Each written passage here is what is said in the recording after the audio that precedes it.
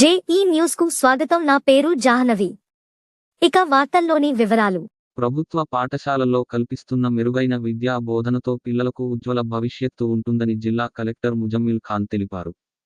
గురువారం జిల్లా కలెక్టర్ ముజమ్మిల్ ఖాన్ పెద్దపల్లి మండలం పెద్దబొంకూర్ గ్రామంలో జిల్లా పరిషత్ ఉన్నత పాఠశాలలో బడిబాట కార్యక్రమాన్ని ప్రారంభించారు.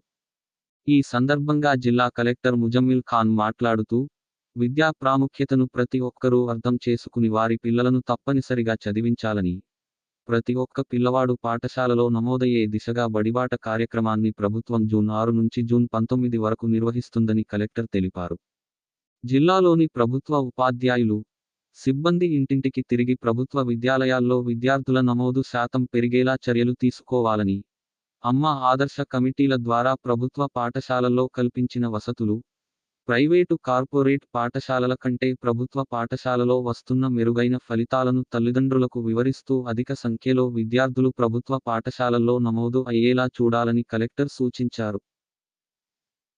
ప్రభుత్వ పాఠశాలల్లో ప్రైవేటు కంటే మెరుగైన నాణ్యత, అనుభవం కలిగిన ఉపాధ్యాయులు విద్యార్థులకు చదువు చెబుతారని, ప్రభుత్వ పాఠశాలల్లో విద్యార్థుల యొక్క సంపూర్ణ అభివృద్ధిపై దృష్టి పెట్టడం జరుగుతుందని, బట్టిపట్టే విధానం కాకుండా పాఠ్యాంశాలు విద్యార్థులకు అర్థమయ్యే దిశగా వారికి వివరిస్తూ కొత్త బోధనా పద్ధతులను ప్రభుత్వ పాఠశాలల్లో అమలు చేస్తున్నామని అన్నారు. సో చెప్పేది ఈ ప్రోగ్రామ్ ఎందుకు అనేది ముందు గమనిద్దాం. ఒక 2 ముక్కలు చూడండి.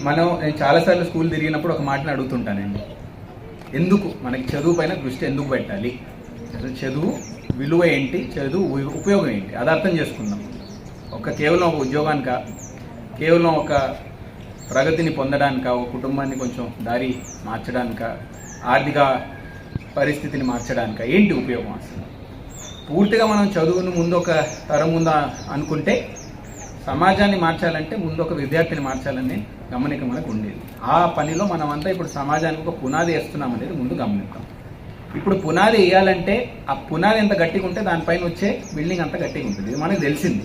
గవర్నమెంట్ పాఠశాలని నమ్మని ఎందుకు చెప్తున్నా గమనించండి. ఏ స్కూల్కి వెళ్ళినా సరే, నేను ఒక స్కూల్కి వెళ్ళినప్పుడు మంచి వస్తువులు కావాలి, హంగులు కావాలి, ఉన్నాయా లేవా? లేనివి కూడా ఇప్పుడు కట్టిస్తున్నారా లేదా?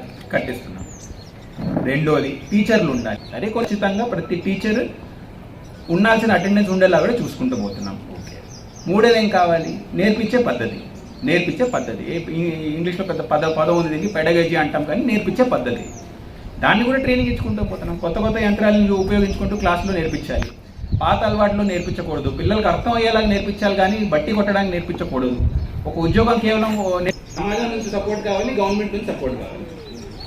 జిల్లాకు వచ్చిన తర్వాత ప్రైవేట్ స్కూల్స్ వాళ్ళ యాన్యువల్ డేకి మీటింగ్ పిలిస్తే మా స్కూల్ ఏం మారింది? 20 సంవత్సరాలు నమ్మకం కొంచెం పోయింది. అది మా బాధ్యత. మీ నమ్మకం మళ్ళీ మేము తెచ్చుకోవాలంటే మా బాధ్యత మేము తెచ్చుకుంటాం. మాట ఇస్తుందని మేము తెచ్చుకుంటాం.